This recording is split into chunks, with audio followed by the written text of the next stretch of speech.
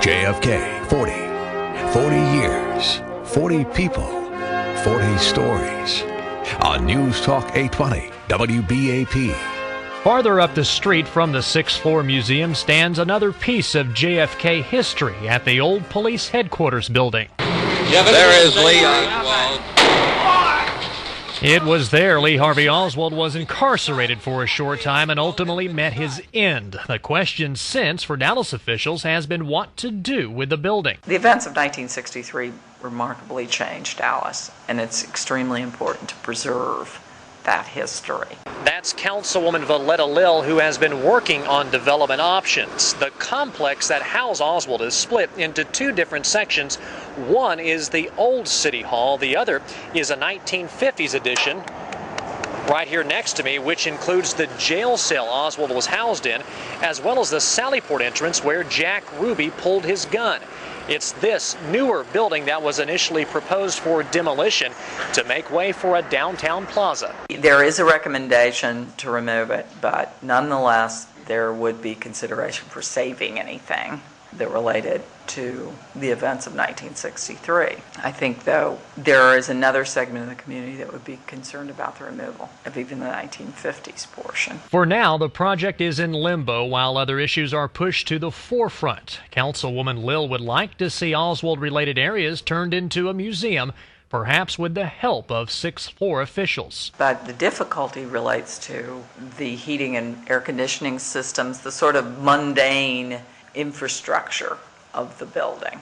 The 50s building's in pretty sad shape. For JFK 40, I'm Lance Liggis, WBAP 24-Hour News. Listen for JFK 40, The Lost Kennedy Tapes. Saturday, November 22nd on News Talk 820 WBAP.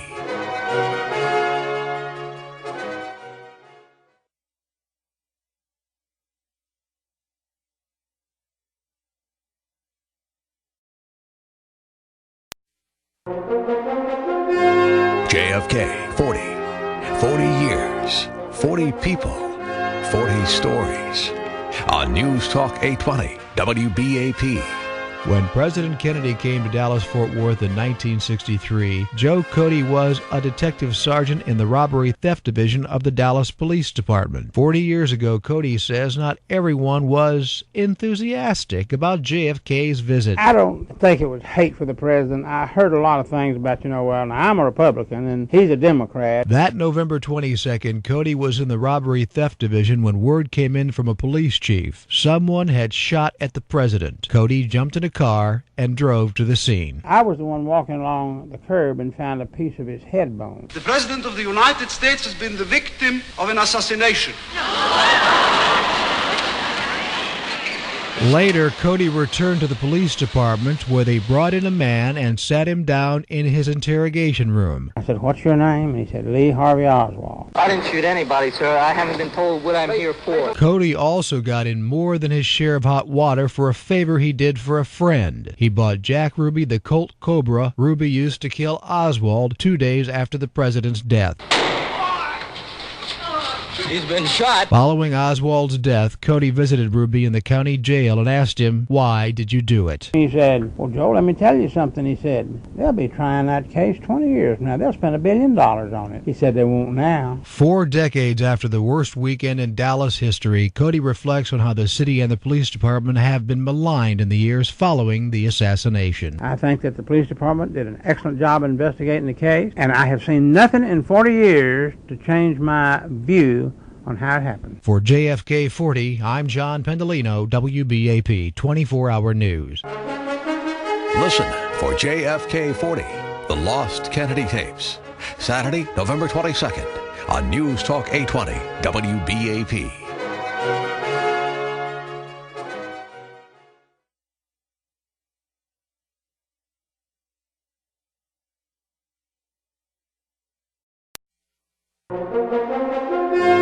JFK 40. 40 years, 40 people, 40 stories. On News Talk 820 WBAP. North Texans born before the mid-90s remember Jerry Haynes as Channel 8's kids show host, Mr. Peppermint. He had only been doing the show for a year when he and his boss decided to go for a walk on November 22nd, 1963. It was a beautiful day. We had gone down from the station, which is about 3 blocks from Dealey Plaza. I wanted to see him and Jackie, So we just were there to have a good time.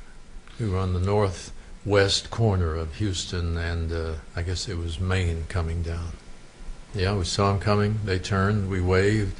We watched them turn the corner then into the infamous stretch. We were turning around leaving when I would stake my life that there were 3 shots.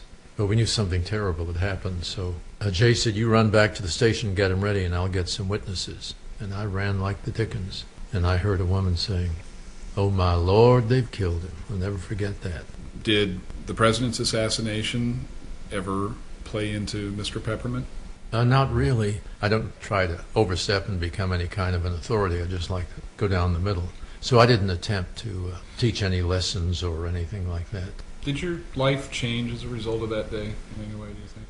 Well, sure. There was a certain, another layer is there, and for your memory and things like that. And but to say that I was affected a great deal, no, I don't think so. For JFK 40, I'm Dan Potter, WBAP 24-Hour News. Listen for JFK 40, The Lost Kennedy Tapes, Saturday, November 22nd on News Talk 820 WBAP.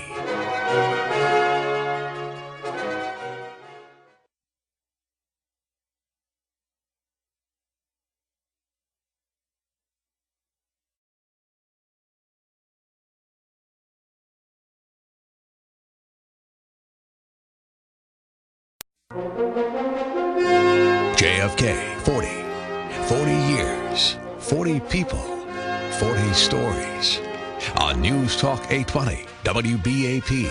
While John Kennedy was being laid to rest at Arlington National Cemetery on Monday, November 25th, 1963, his assassin was being buried in relative anonymity at Rose Hill Cemetery in Fort Worth at the same time.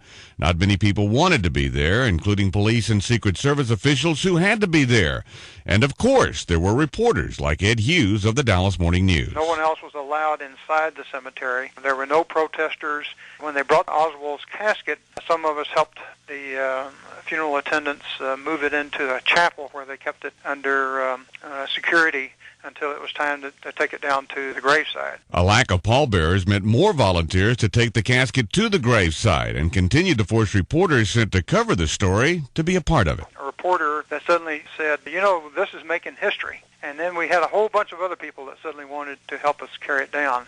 I ended up taking a few steps with it. It was a very, very heavy casket. We had wondered at one time whether it was just a sack full of potatoes, but the chief of police for Fort Worth convinced us that no, Oswald's body was in there. 20 years later, Marina Oswald would be persuaded by a British researcher to have Lee Oswald's body exhumed under the theory the man buried in the casket was someone else.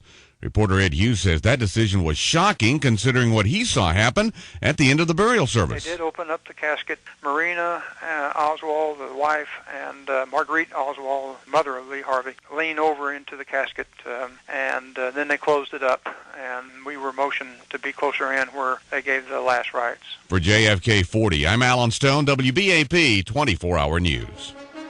Listen for JFK 40, The Lost Kennedy Tapes, Saturday, November 22nd on News Talk 820 WBAP.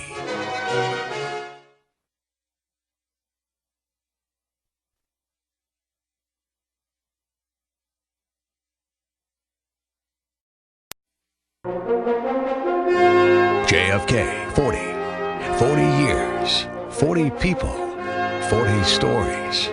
On News Talk 820 WBAP.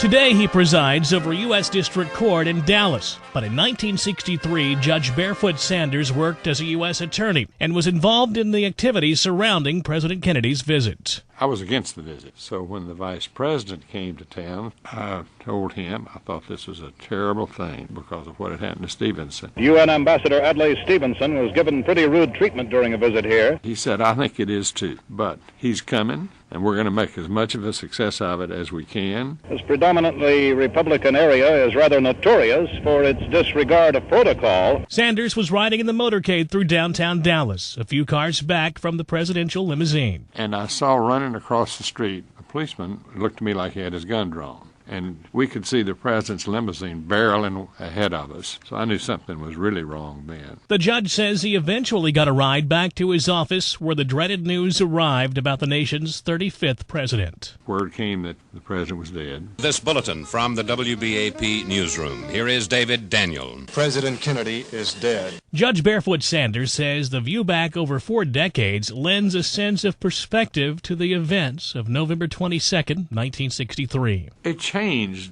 Dallas. It was the end of the vocal right-wing extremists.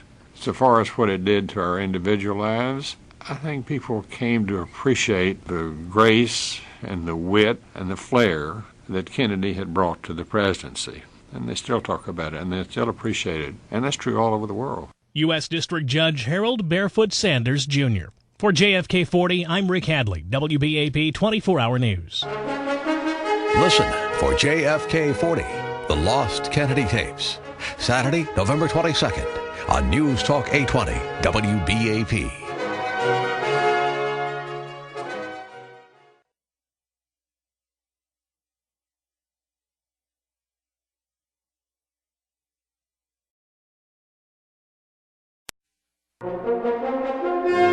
JFK 40 years, 40 people, 40 stories. On News Talk 820 WBAP. 79-year-old Malcolm Summers still has the mailing business he had 40 years ago. On November 22nd, 1963, he drove down to the old downtown post office to drop off some mail. Knowing the presidential motorcade was nearby, the Republican who voted for Kennedy walked over to Elm Street and stood right here, opposite the grassy knoll. He heard the shots, the first louder than the next, and so on. I thought someone had threw a firecracker down on the ground just to be smart. But then they came, the procession kept coming, and then the second and the third shot rang out. Well, I knew it was being shot at. I knew that was what was happening. And then the car got right beside me where I was at, and it actually stopped momentarily. And I heard Jackie Kennedy say, "Oh, God, no, no." And I heard John Connolly say, "They're going to shoot us all." Summers, who can be seen in the Zapruder film, crossed over here to the grassy knoll. That's when he and several others started running to the railroad tracks, thinking the shooter was there. Summers then ran into the Secret Service agent, who never was. There was a gentleman in a suit and a hat and tie, and he had a gun over his raincoat, and I could only see the barrel of it. It was just, and he said, "Y'all better not come up here." And he wasn't only talking to me; it was other people running there. You can get shot. Summers later learned that there was no such federal agent that day. Weeks after the assassination, Summers became the target of telephone threats. Most assumed that's why he remained a silent eyewitness. Which wasn't the case at all. Was not even a factor. Malcolm Summers just didn't want to be bothered, but thanks to the urgings of his son, he says he realized the historical significance and importance of his trip to the post office 40 years ago. For JFK 40, I'm Ellie Hogue, WBAP 24-Hour News. Listen for JFK 40, The Lost Kennedy Tapes, Saturday, November 22nd on News Talk 820 WBAP.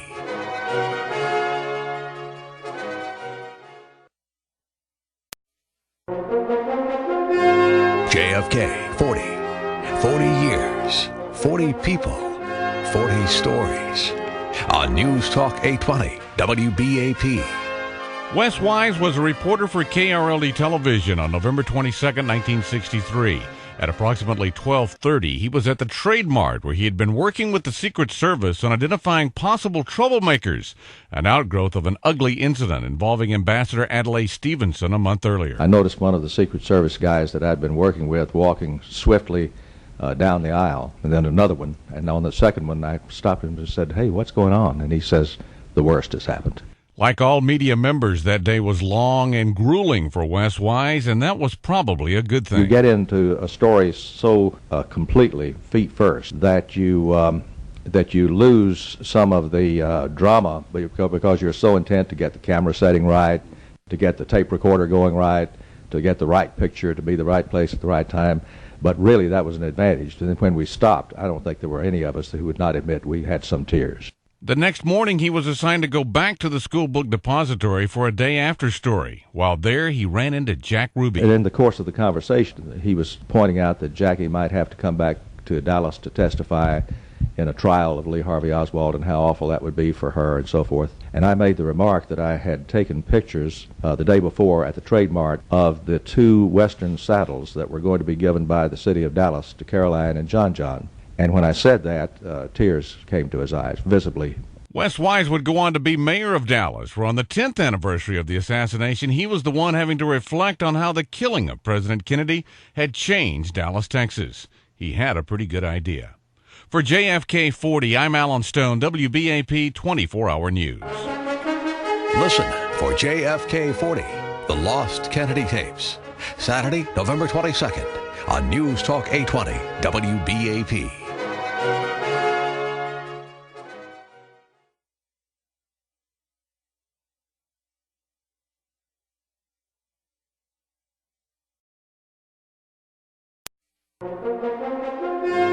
JFK 40 years, 40 people, 40 stories. On News Talk 820 WBAP. Bob Gerberding was a street agent in the Dallas FBI office on Friday, November 22nd, 1963. Before the weekend was over, his job responsibilities had changed significantly. I was told that Sunday morning that he wanted me to coordinate the Oswald and assassination aspects. He was J. Gordon Shanklin, head of the Federal Bureau's Dallas office. Bob Gerberding looked at all evidence accumulated by the FBI for the Warren Report. He says the case against Lee Harvey Oswald was conclusive. We traced the rifle, I think, as early as Friday night, that a guy by the name of A. Heidel had ordered this rifle, and the order form and the money order of $21.45 that paid for it were all in Oswald's handwriting. Plus, it was shipped to a post office box that had been rented by Oswald. There was a hand print and a palm print found on the underside of the rifle barrel, which were Oswald's. There were 3 dispensed cartridges by the windows from which the shots were fired. And those 3 shells casings were established to have been fired from Oswald's rifle to the exclusion of all others. In other words, Mr. Gerberding is not who you want to go to discuss conspiracy theories, but his conclusions about Oswald's motives are vague. I thought, and I still think to this day, that his primary motive was recognition. He wanted to do something. Even Marina said this, that he was a nobody who wanted to be somebody. If you think someone other than Oswald shot John Kennedy, no need to talk to FBI agent Bob Gerberding. Well, we didn't find many things that showed he didn't do it, except a lot of these conspiracy theories, which we could usually blow holes in. For JFK 40, I'm Alan Stone, WBAP 24-Hour News. Listen for JFK 40, The Lost Kennedy Tapes, Saturday, November 22nd on News Talk 820 WBAP.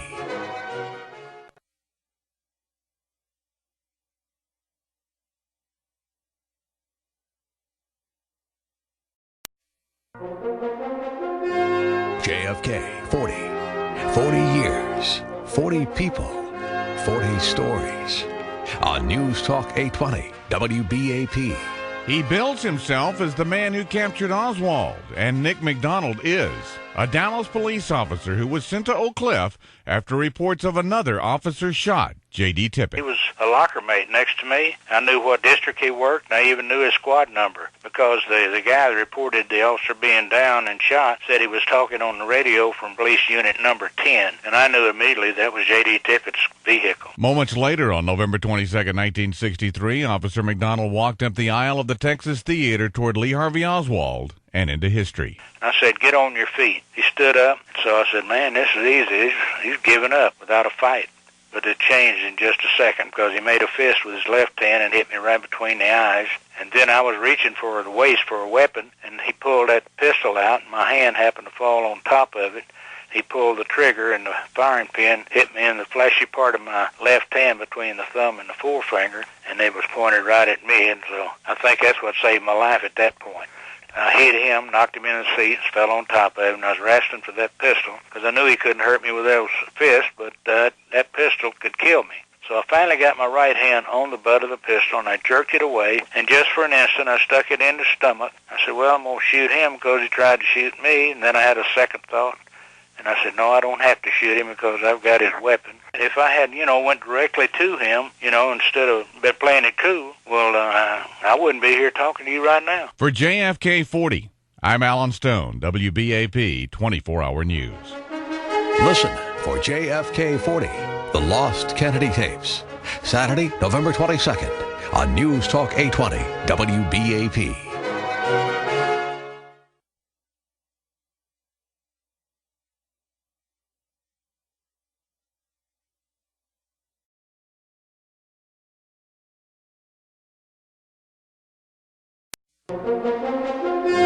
JFK 40 years, 40 people, 40 stories. On News Talk 820 WBAP. 40 years and 24 miles south of Dallas, Rio Sam Pierce contemplates his role in Kennedy history. Though not directly connected, he plays a bit part. I realize that's part of history. Either the right place at the right time or the wrong place at the wrong time. I don't know which way you want to put it. Pierce was a Dallas police lieutenant back then and was in the basement at police headquarters the day Lee Harvey Oswald was being transferred to the county jail, 2 days after Kennedy was shot. They didn't do that according to normal procedure. The county usually did the transfer of prisoners that had been filed on them. I suppose that the powers that be wanted to make sure there wasn't any criticism of the way Oswald had been treated or whatever, Pierce's job was to get a car to drive in front of the armored van that Oswald was supposed to be in. I came down, got a car, had to go out the opposite way to get around the city hall to get in front of this armored car that was already down in the basement. And by the time I made that trip, they had already brought him down. He'd already been shot. There's the man with a gun. All that in the space of a few seconds. Pierce doesn't recall seeing Jack Ruby walking down the ramp into the basement area, and he doesn't believe they knew each other. But Pierce says both shared a sense of self-importance. I think Ruby really felt like it. He could do that with no punity at all. That the public would be so behind him so strong that he'd never serve a day in prison. I think he could just see his name in lights down there on that old carousel club that he had. For JFK 40, I'm Lance Liggis, WBAP 24-Hour News. Listen for JFK 40, The Lost Kennedy Tapes, Saturday, November 22nd on News Talk 820 WBAP.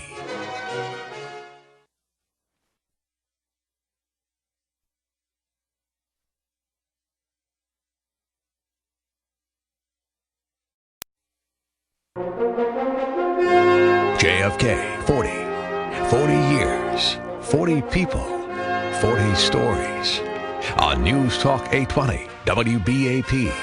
For so many who were in downtown Dallas on that afternoon, November 22nd, 1963 was a typical day in a typical place. I was a salesman for a motor freight firm, and I took a customer to lunch at 11:30, and while we were eating lunch, I casually asked him if he'd care to go see the Kennedy motorcade. As it turned out, Ernest Brandt's customer did want to go. And I suggested that we go to Dealey Plaza. Within a few minutes, the Kennedy motorcade rolled down Houston Street. Just as he got a little past us, bang, there was a loud report. My first thought was it was a motorcycle backfire. My second thought immediately was that Kennedy heard that motorcycle backfire, and he was just playfully reacting to it, see? Boy, and then in about 3 seconds or so, there was a second loud report like that. And then I realized it was not a motorcycle backfire. Somebody was shooting from somewhere, and I got scared, and I looked for a tree. Soon the awful truth became clear. The Associated Press reports from Dallas that President Kennedy was shot today. Brandt and his customer had to make a decision. We discussed it for a couple of minutes, and I told him, I said, John, we better tell the police we're here. Well, he looked at his watch, and he said, no, you better take me back to work. Says, my boss believes in punctuality. So we walked right in front of the Texas School Book Depository with all the policemen with their shotguns and rifles in hand, and We told no one. Ernest Brandt was 37 then. He's turned the events over in his mind a million times. I've not only was an eyewitness, but I have researched this thing off and on. Although a lot of people say, no, one man couldn't do such a horrible thing all alone. But one man did, in my opinion. Still, when Brandt looks back 40 years... To this day, I regret not telling the police or the authorities we were there. For JFK 40, I'm Jim Ryan, WBAP 24-Hour News. Listen for JFK 40, The Lost Kennedy Tapes, Saturday, November 22nd on News Talk 820 WBAP.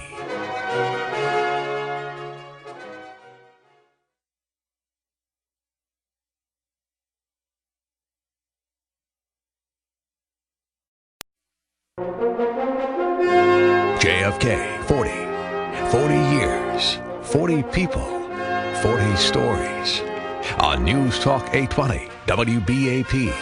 After almost 40 years, former WBAP TV filmographer and radio reporter Bob Welsh still knows the words and the rhythm. It's not known for sure, but it's believed President Kennedy has been shot. President Kennedy was in a motorcade en route. Welsh, then in his mid-20s, was not at Dealey Plaza where the shots were fired. He was at the Dallas Trade Mart on Stemmons Freeway where President Kennedy was to arrive in a few minutes for a luncheon speech.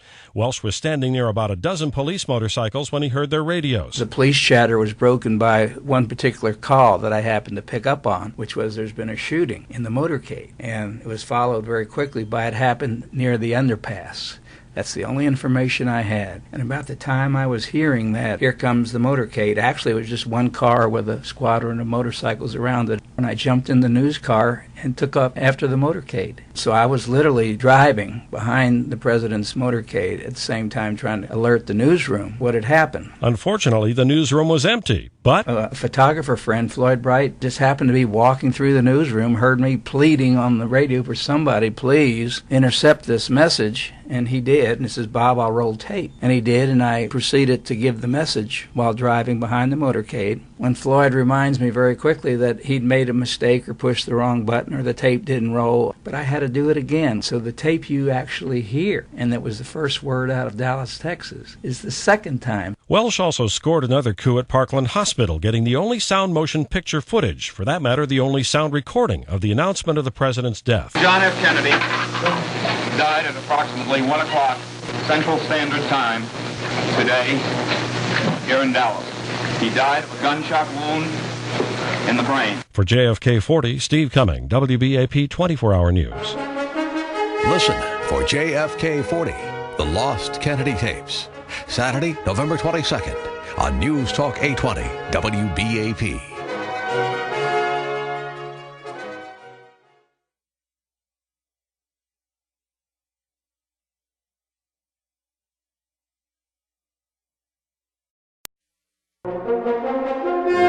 JFK 40. 40 years, 40 people, 40 stories. On News Talk 820 WBAP. What we're trying to do in this country and what we're trying to do around the world, I believe, is quite simple. And that is to build a military structure which will defend the vital interests of the United States. Word came up that the president was dead. And you could have heard a pin drop, I suppose, because it was quiet. The Associated Press reports from Dallas that President Kennedy was shot today just as his motorcade left the downtown section. Luke Mooney, Dallas County Sheriff's Deputy in 1963, stood on Main Street south of the Records Building and watched JFK's motorcade make that right turn onto Houston Street and disappear. Seconds later, he heard 3 gunshots and ran to the school book depository building. It was Mooney who found the so-called sniper's nest used by reputed assassin Lee Harvey Oswald. We found the 3 spent shell, which was evidence of the 3 shots that were fired, and looked like he'd eat his lunch there or something. Couldn't tell what. I didn't open it. Paper sacks. Shortly after Mooney found the spent shells, another sheriff's deputy found the murder weapon. He was standing there and they was looking at the rifle.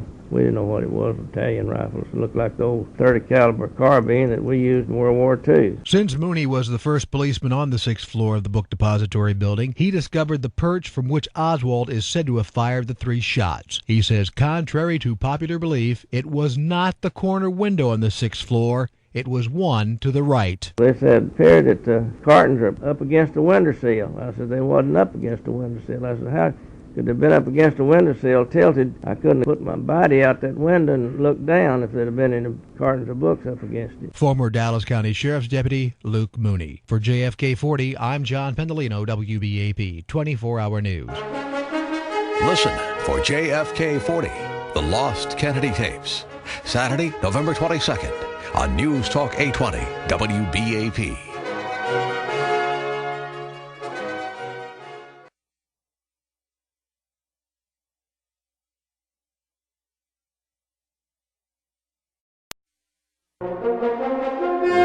JFK 40.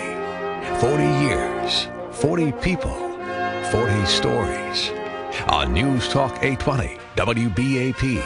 It's not known for sure, but it is believed that President Kennedy has been shot. In the voices and the photographs of the Kennedy assassination, the one constant is confusion. I heard a firecracker go off. James Tague was driving into downtown Dallas when he got caught in traffic, snarled by the motorcade. And I wonder what kind of fools throwing firecrackers with the president driving by. Tague had stopped halfway through the triple underpass and got out of his car just before he heard the shots. Then we walked up. One of the men was shouting or very excited. He says his head exploded.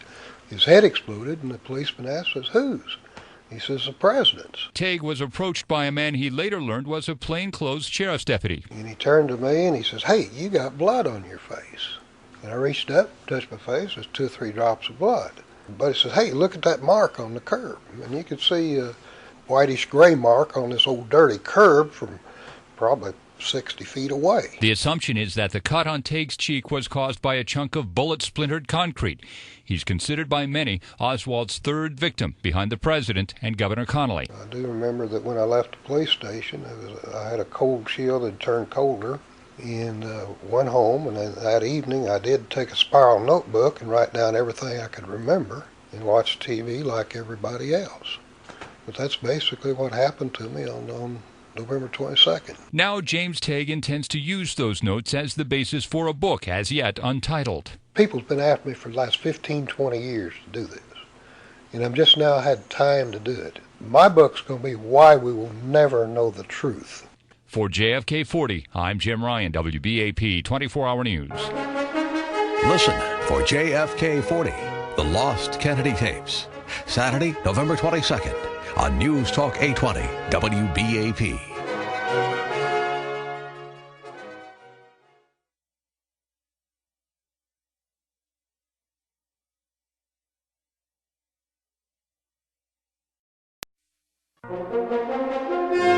JFK 40. 40 years, 40 people, 40 stories. On News Talk 820 WBAP.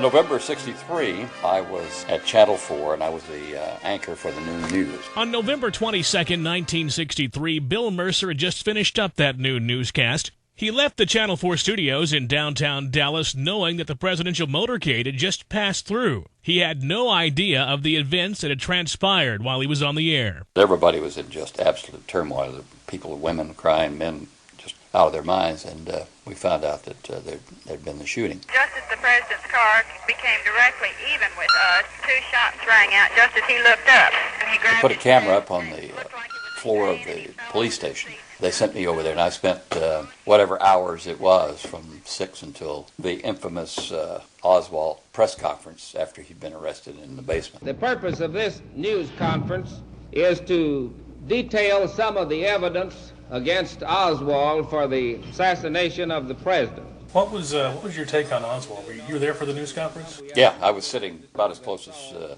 I am to you, about 3 feet away. I didn't shoot anybody. He wasn't yelling and screaming. I haven't been told what I'm here for. Somebody asked him a question, and he would say, I don't know, or that, just yell it back. You have a lawyer? No, sir, I don't. It wasn't an aggressive sort of tone. He just looked like a guy, just any guy that came off the street. Does that mean anything to you to have been that close to history? Somehow I had just no real feeling at the time. We were just curious to find stuff and see stuff. Going back and looking tapes and realizing what we were doing, we did a pretty good job of covering it. For JFK 40, I'm Rick Hadley, WBAP 24-Hour News. Listen for JFK 40, The Lost Kennedy Tapes, Saturday, November 22nd on News Talk 820 WBAP.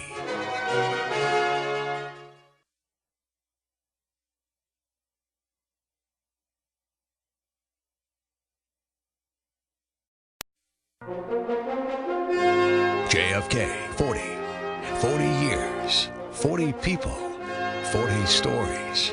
On News Talk 820 WBAP. 40 years ago, Alex Burton was working as a film cutter and scriptwriter for the Texas News. That's the newsreel that aired weeknights at 10 on what was then WBAP TV. Kennedy's arrival in town was big news, but Burton says not everyone was ready to welcome him. There was a lot of anti-Kennedy feeling because of his insistence on the equality of the races, let's put it that way. Kennedy arrived first in Fort Worth, surrounded by a cadre of Secret Service agents. And I remember a cop in Fort Worth, he was joking about the Secret Service, and he said, why would anybody be worried about the president being in Texas? He says, nobody's going to harm him here. You'd think we want Lyndon Johnson as president. By the time the president had made his way to Dallas, Burton wasn't in the newsroom yet, so he had no idea what happened as the motorcade passed the school book depository building. I got a telephone call from a guy in Canada that I had worked with, and he said, can you give me some tape on what's going on? And I said, well, what's going on? And he said, they just shot the president. And I went, ooh, well, let me think about that. I better get to work. The next several hours were chaos, with reporters from both WBAP and NBC chasing down every conceivable angle. I have absolutely no memory of how it went on. It was just busy as hell. That's all I remember. And the network took over all of the airtime, so there was no Texas news that night. Eventually, Channel 5 staffers were told to go home. Burton says no one did. For JFK 40, I'm Lance Liggis, WBAP 24-Hour News. Listen for JFK 40, The Lost Kennedy Tapes, Saturday, November 22nd on News Talk 820 WBAP.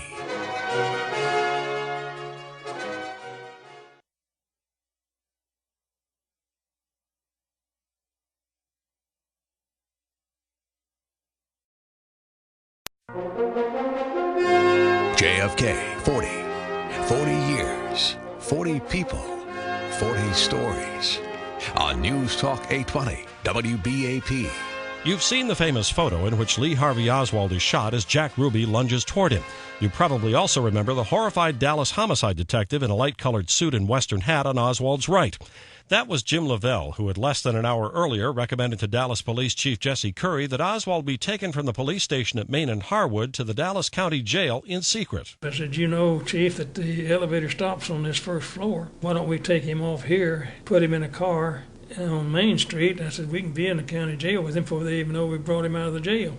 And his words to me were, Lavelle, I have told them that they can film the transfer, and I'm going to keep my word. I don't want people to think that we abused him or mistreated him or beat him up or anything while he was in our custody here. Now, Lavelle's left hand was handcuffed to Oswald's right as both men and Detective L.C. Graves on Oswald's left walked into the police station basement in the glaring lights of the press corps. Yeah, there is Lee. But before I got all the way out, I could see underneath the lights, and I saw Jack Ruby standing in the middle of the driveway, and he had the pistol at his side. I immediately tried to pull Oswald behind me. He's been shot. He's been shot. And when I pulled on Oswald, instead of being able to pull him behind me, and all I succeeded in doing was just turning his body, so instead of the bullet hitting him dead center, it hit about 4 inches to the left of his navel. Probably the only thing that saved me from getting hit, because if it hadn't slowed the bullet down, it went on through him and hit me in roughly the same place. That was Lavelle's closest encounter with Oswald. 2 days earlier, he had been sent to Oak Cliff to check into the shooting of police officer J.D. Tippit, not knowing that the suspect in that shooting would also be the suspect in the killing of President Kennedy. When Lavelle arrived at the scene, Oswald had fled to the nearby Texas Theater, where he was about to be arrested. For JFK 40, Steve Cumming, WBAP 24-Hour News. Listen for JFK 40, The Lost Kennedy Tapes, Saturday, November 22nd on News Talk 820 WBAP.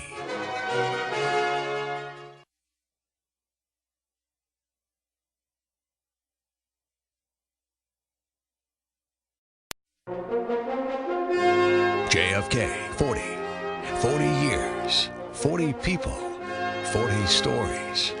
On News Talk 820 WBAP. If you believe the murder of Lee Harvey Oswald by Jack Ruby was part of a conspiracy, that view is not supported by the timeline of events surrounding the shooting. It does support the proposition that Ruby acted on impulse within a very small window of opportunity. It was incredibly small, and that's one reason I've never subscribed to the conspiracy theory. Former Channel 4 anchor Walter Evans was news director at WFAA Radio at the time of the Oswald shooting. On the morning of Sunday, November 24, 1963, Ruby got a call from one of his strippers asking for an advance of $25. The place from where he sent a MoneyGram was not far from where Oswald was being held. He was up the street, a block away, sending a telegram. After he finished that, he walked down the street. Dallas Police Detective Jim Lavelle, who was the man in the light-colored suit and western hat on Oswald's right in the famous photo of the shooting, did some checking afterward. MoneyGram was stamped at 11:17, 4 minutes prior to the time that Oswald was shot in the basement. Lavelle discovered it took a little over 3 minutes to walk to the jail from the Western Union office. Ruby liked to hang around the police station, so when he got to the jail's basement exit, he noticed activity, and that only one guard had been posted for security. Lavelle says Ruby told him the following. That officer standing guard at that entrance ramp turned his back. He said, I just darted in behind the car and run down the ramp and mixed with the news media. Where seconds later, Oswald was brought from an elevator toward a police vehicle, and Jack Ruby's waiting handgun. He couldn't have been in that basement more than a half a minute to a minute at the very most. Oswald's transfer had been running over an hour late. When it came time to leave, Lavelle says it took a while for the elevator to arrive, and that came after Oswald asked for a sweater, which took time to find. Had any of those factors not come into play, Ruby would have arrived too late, and Oswald would have lived to face trial for the murder of President Kennedy. For JFK 40, Steve Cumming, WBAP 24-Hour News. Listen for JFK 40, The Lost Kennedy Tapes. Saturday, November 22nd on News Talk 820 WBAP.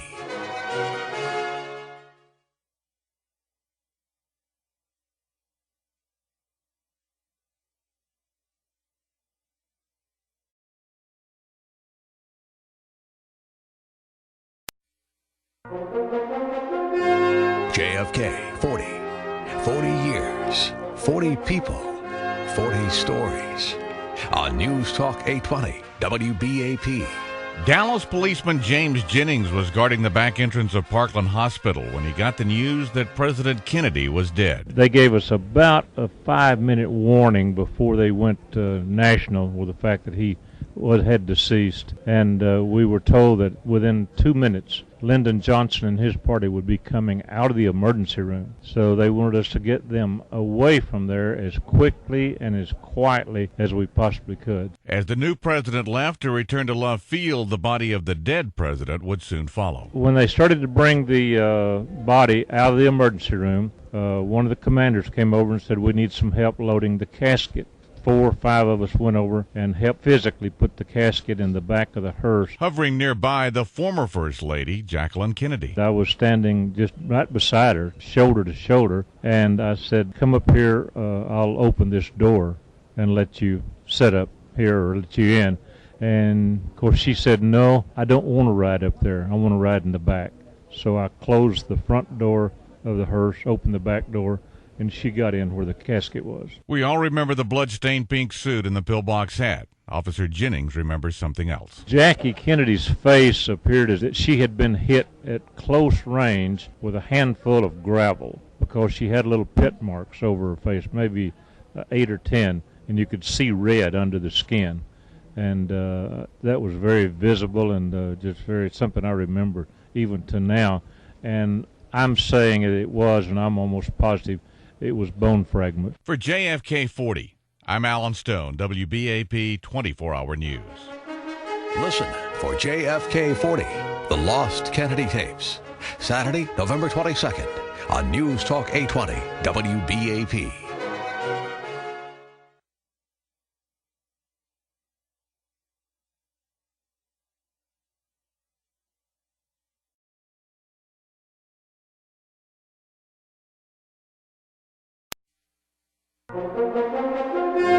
JFK 40 years, 40 people, 40 stories. On News Talk 820 WBAP. The president was reported taken to Parkland Hospital near the Dallas Trade Mart, where he was to have made a speech. From the time we entered the room until we knew that he was dead was no more than 10 minutes. Dr. Roland Jones. In 1963, he was the chief resident of surgery at Parkland Hospital. On November 22nd, he was eating lunch in the cafeteria when Jones, along with other top physicians at Parkland, began to be frantically paged. I got up from the table and went to the other side of the cafeteria, picked up the phone and called the operator and asked her why she was paging everyone's stat. She said, "Dr. Jones, the president's been shot and they're bringing him to the emergency room and they need some physicians right away." Jones remembers a jam-packed operating room when JFK's body was brought in. He did not look exactly right. The skin of his face looked relaxed. This was probably the result of extensive skull fractures. Feverishly, Dr. Jones and the other physicians tried to get a pulse, a heartbeat. We did not have time to look at the extent of the head injury. He's flat on the cart. Most of this head injury is at the back of the head. Two priests who were with President Kennedy say he has died of bullet wounds. Jones suspects President Kennedy was dead when he arrived at Parkland. During their procedure, he and the other physicians forgot about the fact they were working on the president. That illusion disappeared when Jones walked from the operating room into a hallway. A gentleman came up to me and identified himself and said, "I'm with the Secret Service and I need to call Joseph Kennedy and tell him the condition of his son." Coincidentally, 2 days later, Dr. Jones would attempt to save the life of Lee Harvey Oswald. For JFK 40, John Pendolino, WBAP 24-Hour News. Listen for JFK 40, The Lost Kennedy Tapes, Saturday, November 22nd on News Talk 820 WBAP.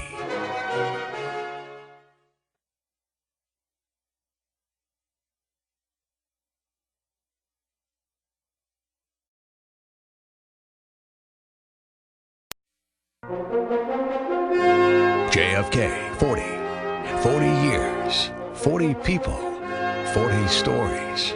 On News Talk 820 WBAP. I'm at Farmers Branch on my way to see a man named Phil Chamberlain. November 22nd, 1963. Phil Chamberlain was the production supervisor at the Kodak Labs in Dallas.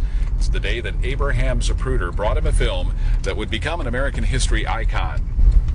I was very active in ham radio at the time. Just as I was pulling into our parking lot at Kodak, a fella came on and he said, "I'm over at Parkland Hospital. All hell's broken loose over here. Kennedy and Connally have just been shot." And I said, "Yeah, ha, sick joke." So when did Abraham Zapruder enter your life? Our receptionist called and said, "Mr. Chamberlain, I have a man here who thinks he might have pictures of the assassination." He was there by himself with his camera.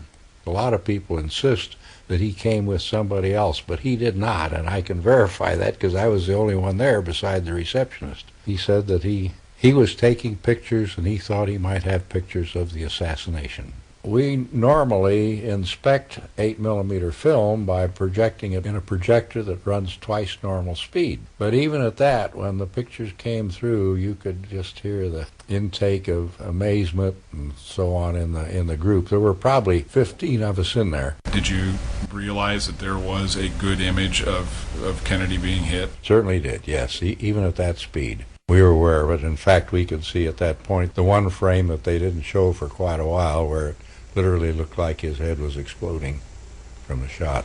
What did Mr. Zapruder say at that point? I really can't remember. Can't remember what he said. For JFK 40, Dan Potter, WBAP 24-Hour News. Listen for JFK 40, The Lost Kennedy Tapes, Saturday, November 22nd on News Talk 820 WBAP.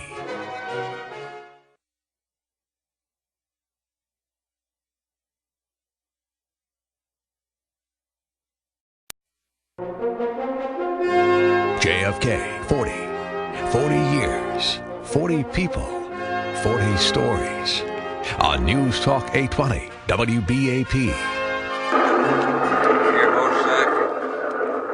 Some say this tape contains evidence that Lee Harvey Oswald was not working alone, that certain acoustics indicate the presence of another shooter. Lord, no. Never has been. Ain't now. Ain't ever going to be. Dallas County Sheriff Jim Bowles worked for the Dallas Police Department 40 years ago and was called upon to transcribe tapes for the Warren Commission. The tapes contained sounds from a police motorcycle radio left open. First off, they said there were sound impulses. Well, then why weren't there shots? Because we've had shots fired over police radios in the past. In fact, in August 1978, when the House Select Committee came to Dallas and recreated the shooting scenario in Dealey Plaza with microphones set up all over everywhere, we had the shot sound. The recording was made on a dictograph belt which used a needle to scratch sounds onto a plastic band. Sheriff Bowles says he tracked down the inventor of that machine. I told him the Select Committee had suggested that it had recorded supersonic bullet impulses and echoes.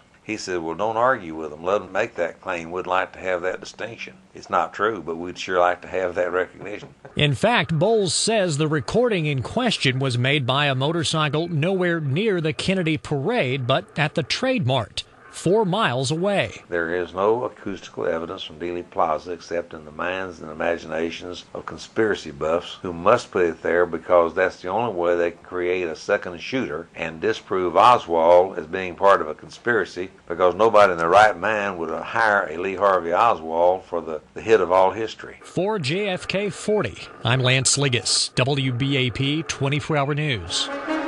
Listen for JFK 40. The Lost Kennedy Tapes, Saturday, November 22nd, on News Talk 820 WBAP.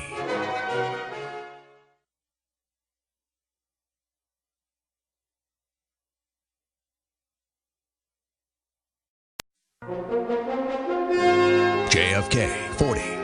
40 years, 40 people, 40 stories. On News Talk 820 WBAP. Jay Skaggs, an amateur photographer, had taken his family to downtown Dallas to see the president. They were positioned on the corner of Main and Houston streets. In less than a minute, the motorcade would pass in front of the Texas School Book Depository. I was right on the edge of the street as the car turned, was ready to take a picture, and the president was looking the other way. And I yelled and hoping he would turn my way. And he didn't. I finally decided if I'm going to get a shot, I'm going to have to take it. So I went ahead and took a picture. Officials at the 6th Floor Museum feel Skaggs took the last still picture of John Kennedy prior to the first shot being fired. And I mumbled something to my wife about some jerk, shooting a firecracker. Then I heard the other 2 shots, and I knew it was a rifle. And I ran across the street. I did get a picture of 1 or 2 of the press cars and the bus, I think, loaded with officials. Within just a minute or two after the assassination, Jay Skaggs was on the railroad tracks in front of where the shots were fired. Well, there wasn't anyone up there. I ran into a motorcycle policeman. We both looked all around what they call the grassy knoll. It's been 40 years, but the images of the dashing young president and the glamorous first lady remain etched in Mr. Skaggs' mind. She was always a beautiful lady, and he was a handsome man. She was well-dressed, as you would expect, beautiful, smiling, and he was the same way. And that's what Jay Skaggs saw less than 60 seconds before the Kennedy presidency ended. For JFK 40, I'm Alan Stone, WBAP 24-Hour News. Listen for JFK 40, The Lost Kennedy Tapes, Saturday, November 22nd, on News Talk 820 WBAP.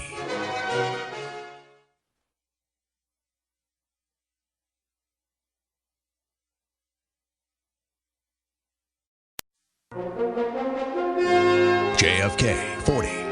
40 years, 40 people, 40 stories. On News Talk 820 WBAP.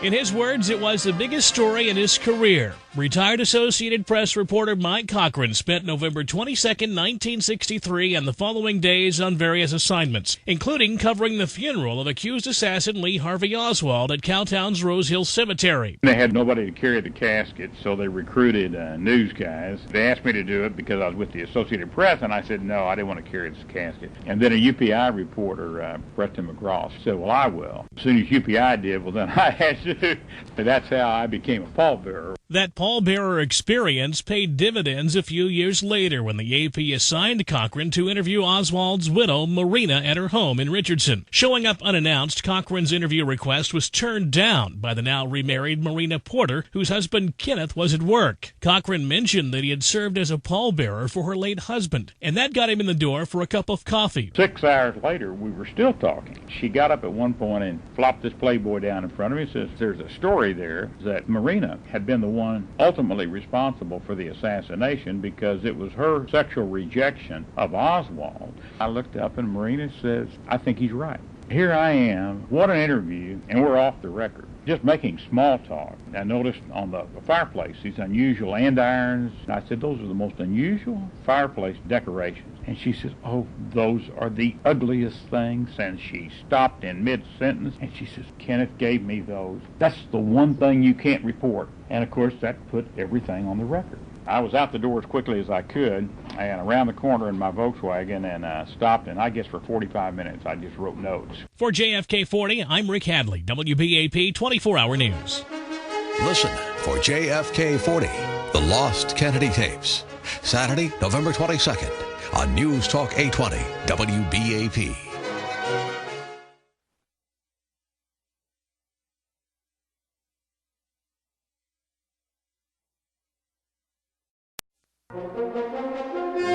JFK 40 years, 40 people, 40 stories. On News Talk 820 WBAP.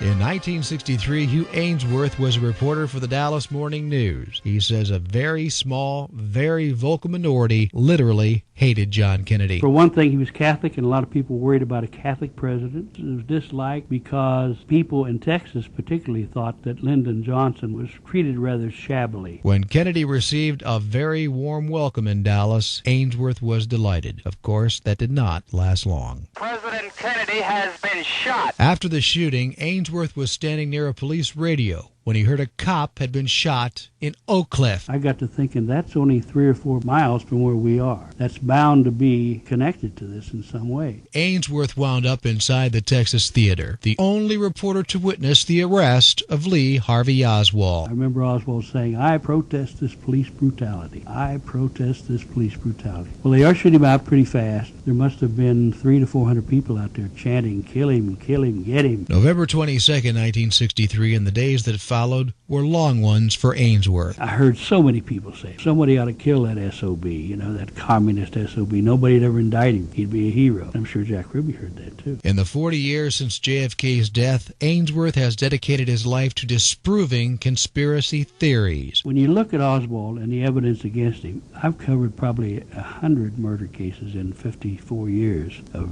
reporting. Probably more evidence in this case than 99% of the murder cases I've covered. But Hugh Ainsworth concedes some people find it hard to accept that, in his words, a weak, ineffective malcontent could kill the most powerful man on earth. For JFK 40, John Pendolino, WBAP 24-Hour News.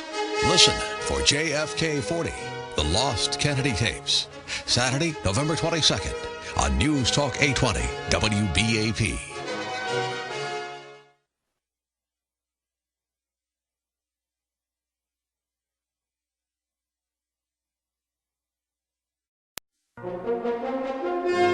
JFK 40 years, 40 people, 40 stories. On News Talk 820 WBAP. President Kennedy was shot on Friday, November 22, 1963 at 12:30 p.m. Central Time.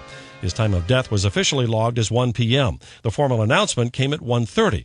But former Channel 4 news director and anchor Eddie Barker, who was broadcasting live from the Dallas Trade Mart where Kennedy was to have spoken to a large luncheon group, knew the outcome well before the announcement and before the official time of death. I was on the air, and a doctor that I knew from Parkland came up to me and whispered in my ear. He said, Eddie, he's dead. So I kind of looked at him. I said, what do you mean? And he said, I just called the emergency room, and he was DOA. And so I went on the air and said that I had been told from what I considered the most reliable source that I could have, a doctor who had just talked to the emergency room, and the president was dead. Kennedy had been there only a few minutes, making Barker the first broadcaster to air the news of the president's death. It was way before 1 o'clock when I made the announcement. It was carried on CBS, and they really were kind of upset that, who is this guy? He's our guy down there, but he's saying he's dead. Do we have a confirmation of that? That confirmation later came from Dan Rather. Barker also got the first interview with Lee Harvey Oswald's wife, Marina. It was after the Warren Commission had been named and before she went up to the Warren Commission. It was in that interview where she said, I believe Lee killed the president. Of course, as the years went by and money started playing into the act a little bit, well, she began to have doubts about his involvement. Marina met and married Oswald during his short stay in Russia a couple of years before the assassination. One of Barker's questions got a pointed answer. Marina, what in the world did you see in Lee Harvey Oswald? And boy, she looked at me and she said, a way out of Russia. For JFK 40, I'm Steve Cumming, WBAP 24-Hour News. Listen for JFK 40, The Lost Kennedy Tapes, Saturday, November 22nd on News Talk 820 WBAP.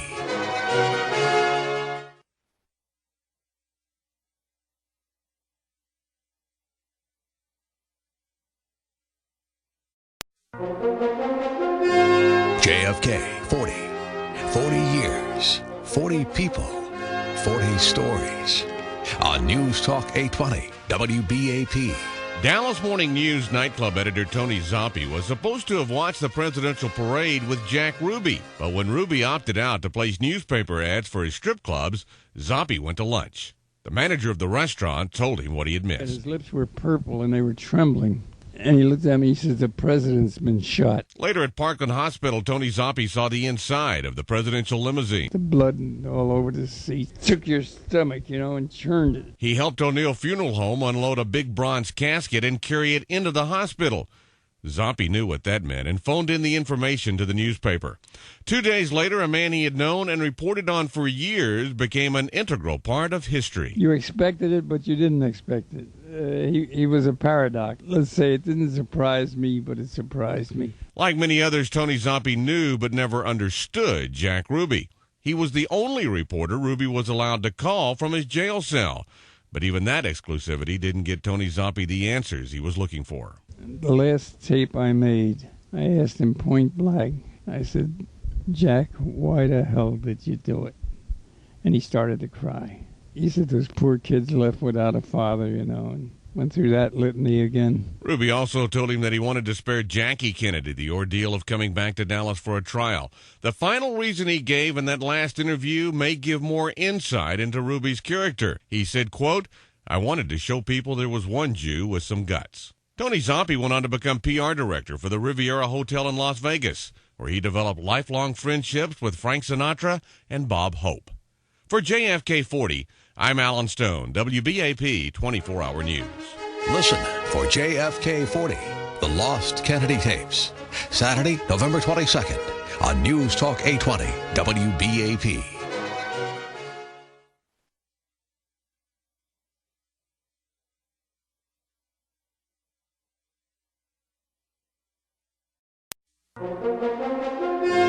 JFK 40, 40 years, 40 people, 40 stories on News Talk 820 WBAP.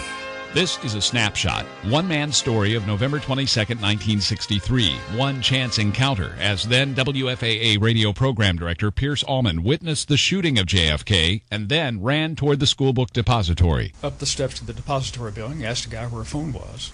And he jerked his thumb and said, in there. And I went in, got the only phone there in the lobby, and dialed the station. And some weeks later, the Secret Service called and asked if they could come in and visit. And I said, sure. They asked me to describe precisely where I was standing and exactly my actions after the shots, what I had done. And they were especially interested in the confrontation at the door of the depository building when I asked the man where the phone was. And we went through it several times. And finally they said, are you familiar with the testimony of Lee Harvey Oswald following his arrest? And I said, no. They said, well, he states that as he was leaving the depository building, a young man with a crew cut rushed up, identified himself as a newsman, and asked where the phone was. And he said, based on what he said and your gestures and your responses, we are convinced that that was you. It's been confirmed that I did encounter Oswald on the way out, not only witnessing the assassination of the president, but then speaking to the assassin leaving the scene is a disturbing memory sometimes because you get into a series of what ifs. You can't help a little bit of, what if you had known or whatever.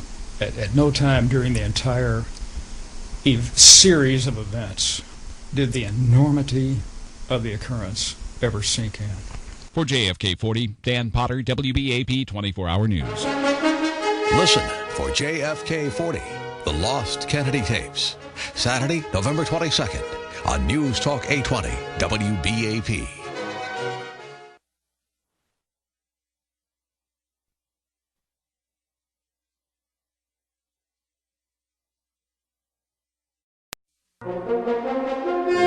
JFK 40. 40 years, 40 people, 40 stories. On News Talk 820 WBAP. For many of the journalists covering President Kennedy's trip to Texas, the workday actually began on November 21st. In those days, the UPI would send a bulletin on the arrival and departure of a president. So that's what I was there to do. Here in this rain, in Fort Worth, in Texas, in the United States, we're going forward. Thank you. Preston McGraw was already a veteran UPI reporter in 1963. His main responsibility on the 22nd was to cover Kennedy's speech at the Trade Mart. The White House press secretary had provided McGraw and the other reporters an advance copy. So I wrote an advance on the speech and sent it by telegraph and leisurely got in my car and drove to the Trade Mart where Kennedy was supposed to speak. Suddenly, the story McGraw had already filed to the Dallas UPI Bureau was tragically premature. There was a sudden flurry of activity. They told me he had been shot. And McGraw rushed the few blocks to Parkland Hospital. The White House press secretary came out and said the president died at 1 p.m. Fast forward past the assassination, past the shooting of the shooter. McGraw was sent to cover the funeral of Lee Harvey Oswald in Fort Worth. It soon became clear that not enough mourners were present to serve as pallbearers. I stepped up and I took it, and the AP man got on the other side and we took it to the grave. Preston McGraw's career with UPI would last another 20 years, but the final 2 weeks of November 1963 represent the story of a lifetime. I guess I'm not allowed to forget it, but yes, undoubtedly it was the biggest, undoubtedly. For JFK 40, I'm Jim Ryan, WBAP 24-Hour News. Listen for JFK 40, The Lost Kennedy Tapes, Saturday, November 22nd on News Talk 820 WBAP.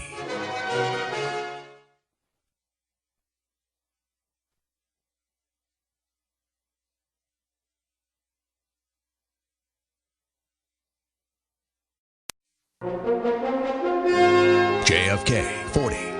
40 years, 40 people, 40 stories. On News Talk 820 WBAP. Over the past 4 decades, there's been a movement by historians who have no doubt that John F. Kennedy's death was a conspiracy. One of these theorists has been researching what he says is the truth for the last 39 years.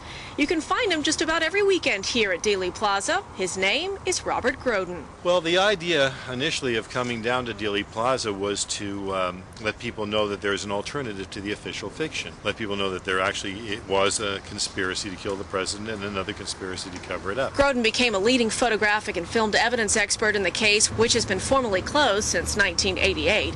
He says multiple gunmen were involved in Kennedy's assassination, perhaps as many as 4 to 6, but Lee Harvey Oswald wasn't one of them. Oswald could not possibly have done it. He wasn't on the 6th floor where they're telling us the shots came from. So what was the motive? Depending on who is responsible for this, that's where the motive comes from. If it's organized crime, it's because the government was doing nothing to stop the mob until President Kennedy and his brother Bobby. If it was some element of the military-industrial complex, it's because they wanted to continue the Vietnam War. It was big business and big money to a lot of people. And the CIA? I would not say the CIA as an organization was involved in the killing of a president, but there were people there who hated him within the organization. He had, in fact, fired the entire hierarchy of the CIA. Groden says the key elements in the case are still unknown, and he relates it to the layers of an onion. The outside of the onion that we see, Lee Harvey Oswald acted alone. get rid of that lie and you go underneath it and you've got Oswald did it but with organized crime. As you get closer to the center, pretty soon you realize Oswald had nothing to do with this and that elements of the government quite possibly did, and certainly organized crime did. And we are about halfway through those appeals now, but we still have the other half to go. For JFK 40, I'm Ellie Hogue, WBAP 24-Hour News. Listen for JFK 40, The Lost Kennedy Tapes, Saturday, November 22nd on News Talk 820 WBAP.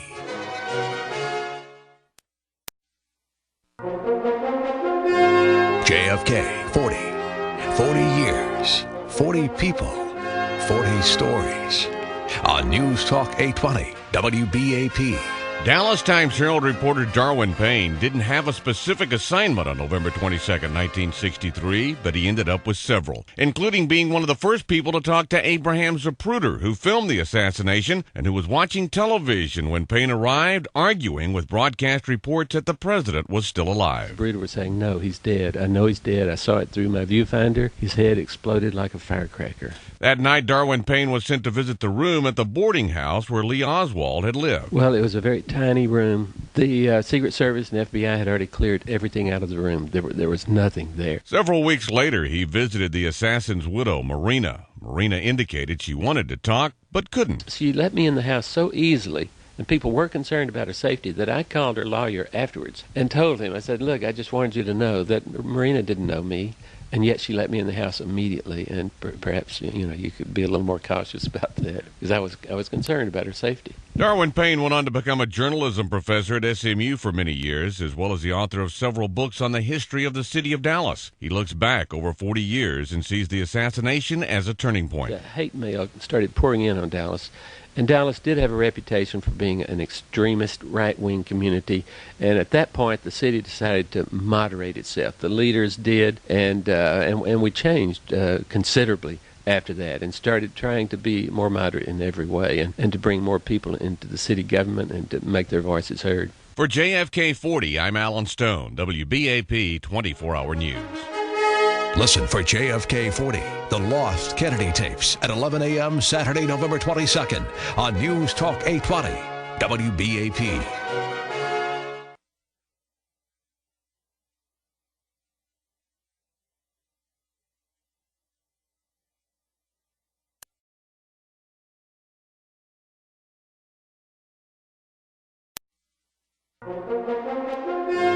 JFK 40 years, 40 people, 40 stories on News Talk 820 WBAP. Before John F. Kennedy, Cowtown had been a presidential no man's land for nearly 3 decades. We had not had a sitting president in Fort Worth, except on the campaign swing, since 1936. In 2003, Jim Wright, now 80 years old, has suffered oral cancer. In 1963, then Congressman Wright was a rising national star in the Democratic Party. He helped to arrange President Kennedy's visit to the Metroplex on November 22nd, 1963. I'm glad to be here in Jim Wright City. He's contributed to its growth. He speaks for Fort Worth. He speaks for the country. A few hours after Kennedy's appearance at that Fort Worth hotel, he was headed to downtown Dallas. Jim Wright recalls the president's decision to ride in an open car. He wanted to see the whites of their eyes. He wanted them to see his face and his eyes and who he was. Though his Secret Service people were trying to prevail upon him to take that bubble-top limousine, but President Kennedy just refused that. Wright was a few cars behind the president's limousine. As I passed that crowd on the grassy knoll, I could tell by the looks on their faces that they had just witnessed a stunning event. They were petrified. Congressman Jim Wright eventually rose through the ranks of his party to become Speaker of the House. In the midst of a controversy involving sales of a book he had written, Wright stepped down from office in 1989. Even now, Wright says his friendship with the president and that dark day in Dallas shaped his view of public service. It wasn't a question of making the government our enemy or something to hate. It was us. For JFK 40, I'm Jim Ryan, WBAP 24-Hour News.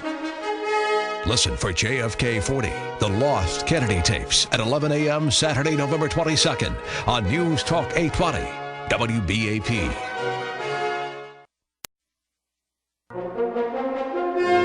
JFK 40 years, 40 people, 40 stories.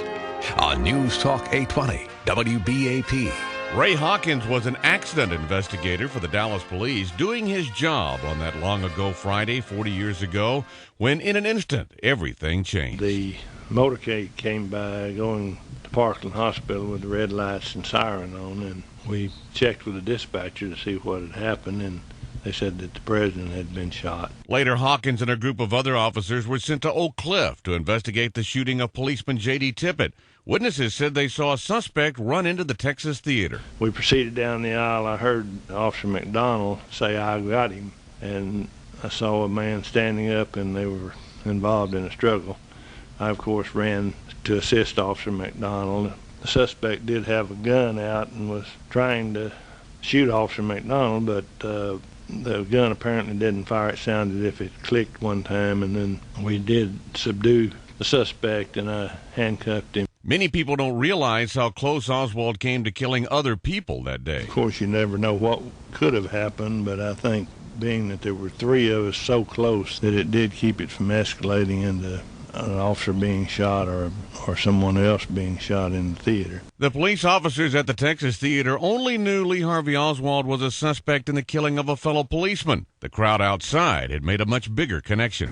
We took him out front, and there was a crowd of people out. They said, "Just let us have him, and we'll have justice." Ray Hawkins pushed Oswald into the back seat of a squad car and never saw him again. He was sitting at home Sunday morning watching television when Oswald's life ended. For JFK 40, I'm Alan Stone, WBAP 24-Hour News. Listen for JFK 40, The Lost Kennedy Tapes, at 11 a.m. Saturday, November 22nd on News Talk 820, WBAP. JFK 40, 40 years, 40 people, 40 stories. On News Talk 820, WBAP. It's a little after 11 o'clock Sunday morning, November 24th, 1963. President John F. Kennedy has been dead nearly 2 days now, and Dallas auto theft detective Don Archer is in the basement of the police department, awaiting arrival of the accused presidential assassin Lee Harvey Oswald for transfer to the county jail. In front of me, I saw some quick movement, then a shot. Lee Oswald has been shot. Everybody started rushing in. It's absolute panic. I was in that melee, and I saw someone with a gun. There's the man with a gun. I had Ruby, and we dragged him into the jail office away from the crowd. And I said, "Who is it?" "You all know me. I'm Jack Ruby." About that time, officers dragged the dying Lee Harvey Oswald into the same office. He was real pallor, and I just didn't feel like he was going to live. Ruby was taken upstairs to the Dallas Police Investigations Room, where he was held for more than 3 hours, with Detective Don Archer at his side. He was very, very nervous. In fact, I was scared he might have a heart attack. I asked him if he wanted a cigarette, and he said, "Yeah." Later, an FBI agent pulled Archer aside and informed him that Oswald had died. Information Archer then passed on to Jack Ruby. When I told him Oswald was dead, he went completely calm. He said, "I suppose Captain Fritz will be coming up for me now." I said, "Yeah, but I wish you'd tell me everything as to why you did this." And he said, "I just could not stand Miss Kennedy having to come back here and testify in some trial against this lousy guy." I think he was telling the truth. I think he was. For JFK 40, Rick Hadley, WBAP 24-Hour News. Listen for JFK 40, The Lost Kennedy Tapes, at 11 a.m. Saturday, November 22nd on News Talk 820, WBAP. JFK 40, 40 years, 40 people, 40 stories. On News Talk 820, WBAP. Bobby Hargis was one of 4 Dallas motorcycle police officers selected to ride next to the JFK limousine on the parade route that day. As the motorcade turned onto Elm Street, directly in front of the school book depository, the first shot rang out. Yeah, I looked toward the president, and I thought maybe John Connally was hit because he turned around to look at the president, and he had a real surprised look on his face. Hargis was on the left rear of the limousine nearest Mrs. Kennedy. He heard a second, but not a third shot. Kennedy was bending over like he was listening to what Connally had to say, but when he raised back up, That second shot hit him in the head, and that's what killed him. And there was only 2 shots fired. Hargis instinctively turned his motorcycle to the right and ended up where the limousine had just been. The second bullet hit his head. A plume of bloody water, brain tissue, and bone flew up in the air, and I rode right through it. After dismounting and searching throughout Dealey Plaza, a fellow policeman made a grim discovery. Bob, you got something on your lip. And he took his finger and wiped it off my lip, and it was a piece of Kennedy's brain and his skull bone. One of the areas searched by Hargis and the rest of the officers was the patch of ground in front of and to the right of the Kennedy limousine. Yeah, I coined the phrase grassy knoll. It's just that grassy bank going up over the triple underpass. All of us remember where we were on November 22nd, 1963. The closer you were, the more vivid the memories. I'm the only living motorcycle officer that was up beside the car. The memories kind of fade as time goes on. I don't think it'll ever fade. That day is marked down in my mind like nothing else. For JFK 40, I'm Alan Stone, WBAP 24-Hour News. Listen for JFK 40, The Lost Kennedy Tapes, at 11 a.m. Saturday, November 22nd on News Talk 820, WBAP.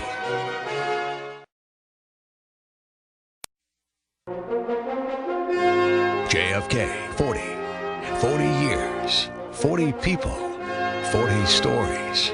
On News Talk 820, WBAP. Dallas Times-Herald photographer Robert Jackson witnessed both the Kennedy and Oswald murders. His vantage point for the first was Houston Street between Main and Elm. Sitting high in the back of an open convertible's rear seat, 8 cars back from the president's vehicle in the motorcade. He had been taking pictures since the president's landing at Love Field and handed off his film, some of it unexposed, to a courier waiting at the corner of Main and Houston. Seconds later, he heard 3 shots. Jackson was heading straight for the schoolbook depository with no film in his camera when he saw 2 men in a 5th-floor window pointing upward toward a window over them. And my eyes went up to that window, and there was a rifle on the ledge, and I saw it draw it in really quick. 2 days later, he got the photo of his career in the police station basement when Lee Harvey Oswald was brought out for transfer to the county jail. I'm looking through the camera because I see him coming out through the door, escorted by 2 policemen. And they stepped into the clearing, and then I was aware somebody stepped out to my right really quick, 2 steps. And my first thought was somebody's getting in my way. Of course, then he fired and I fired. By the time Jackson got back to the Times-Herald, another photo of the shooting, taken by Jack Beers of the Dallas Morning News, was on the Associated Press wire, but that shot was taken just a millisecond before Jack Ruby pulled the trigger.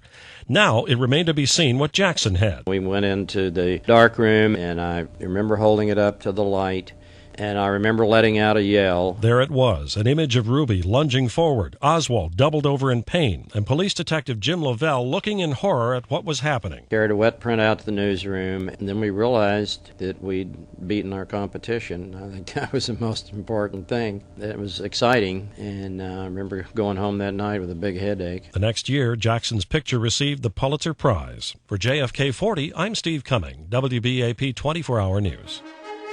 JFK 40, The Lost Kennedy Tapes, Saturday morning at 11 on News Talk 820, WBAP.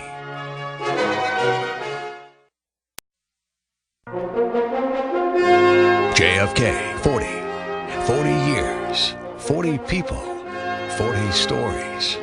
On News Talk 820, WBAP. 40 years ago, Tarrant County Judge Tom Vandergriff was just beginning his political career as mayor of Arlington. On the morning of November 22nd, 1963, he was invited to a breakfast here at the Hotel Texas, now the Radisson, in downtown Fort Worth. That's the place where President John F. Kennedy would give his final speech. I'm glad to be here in Jim Wright City, about 35... Hours later, of course, President Kennedy would be assassinated. The fact that his assassin had been in our house not too long before that time absolutely numbs me. Just over a year before Kennedy's assassination, the mother of the man accused of killing the president helped Mrs. Vandergriff in the week following the birth of the couple's 4th child. Nurse Marguerite Oswald had mentioned her son to the Vandergriffs before. I well remember her telling us about her son and the difficulty he'd gotten into and the Russian bride he'd brought back home with him. Through Marguerite, Mrs. Vandergriff had offered Lee Harvey Oswald and his wife a high chair for their new baby. He was a rather quiet person. I remember his being at our house that night when they came out for the high chair. He was very quiet. That was the judge's first and last meeting with Oswald, but Marguerite kept in contact in the months following the assassination. She did talk to me, and of course she was sure her son was innocent and expressed those feelings to me. Despite Marguerite's strong belief that her son was innocent, Judge Vandergrift believes differently. There doesn't seem to be any doubt that he was the assassin. For JFK 40, I'm Ellie Hogue, WBAP 24-Hour News. JFK 40, The Lost Kennedy Tapes. 7 hours of WBAP recordings from November 22nd, 1963. Played back real time, Saturday morning at 11 on News Talk 820, WBAP. JFK 40. 40 years, 40 people, 40 stories. On News Talk 820, WBAP. There are so many what-ifs that can be asked about the events leading up to November 22nd, 1963. What if President Kennedy hadn't insisted on a convertible? What if the weather had been bad? What if Ruth Paine had not met Lee and Marina Oswald?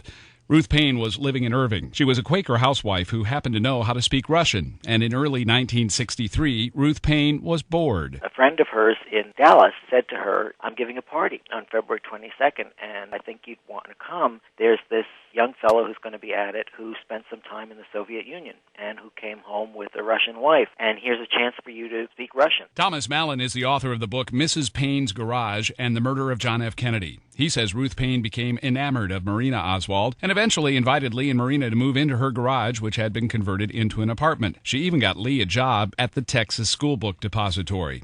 Lee Oswald didn't drive, so he would spend his weeknights in a boarding house near the depository and then travel home to Marina in Irving on weekends. But on Thursday night, November 21st, Ruth Paine was surprised to see Lee in her front yard visiting with his wife. The real reason he was out there that night was to pick up his rifle and to wrap it in brown paper and to take it into the depository with him the next morning, claiming it was curtain rods. But Thomas Mallon says Ruth never knew that Lee had a rifle and certainly never knew that Oswald had tried to kill segregationist General Edwin Walker in April of 1963. If Marina had imparted that fact to Ruth, not only do I think Oswald would not have been welcome, but I think Ruth would have gone to the Dallas police. If that had happened, somebody might have killed President Kennedy in Dallas, but I do not believe it would have been Lee Harvey Oswald, and I do not believe it would have happened from the window of the Texas School Book Depository. For JFK 40, I'm Dan Potter, WBAP 24-Hour News.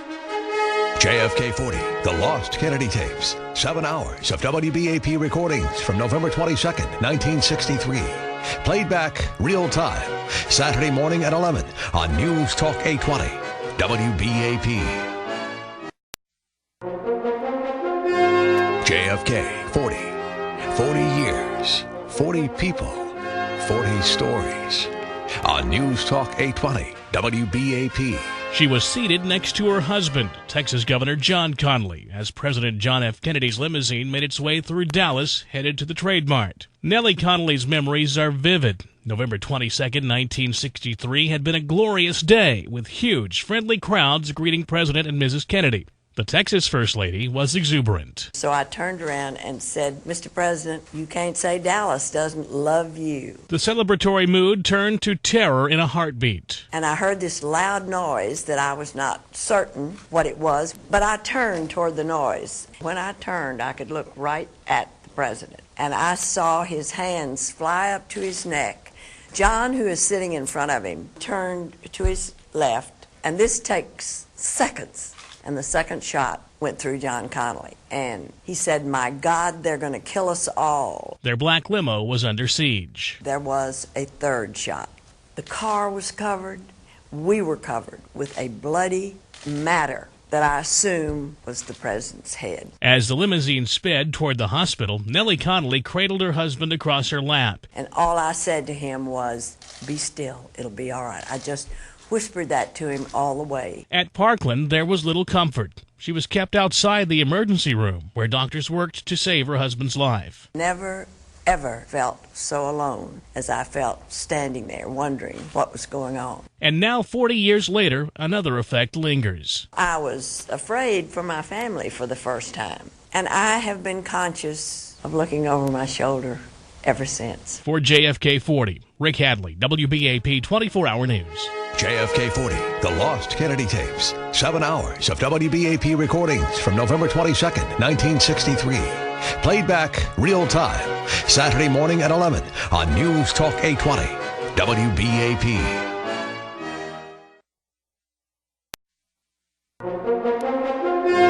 JFK 40 years, 40 people, 40 stories. On News Talk 820, WBAP. I was born in New Orleans in 1939. For a short length of time during my childhood, I lived in Texas and in New York. Lee Harvey Oswald did most of his growing up in Louisiana. Then my family and I moved to Texas.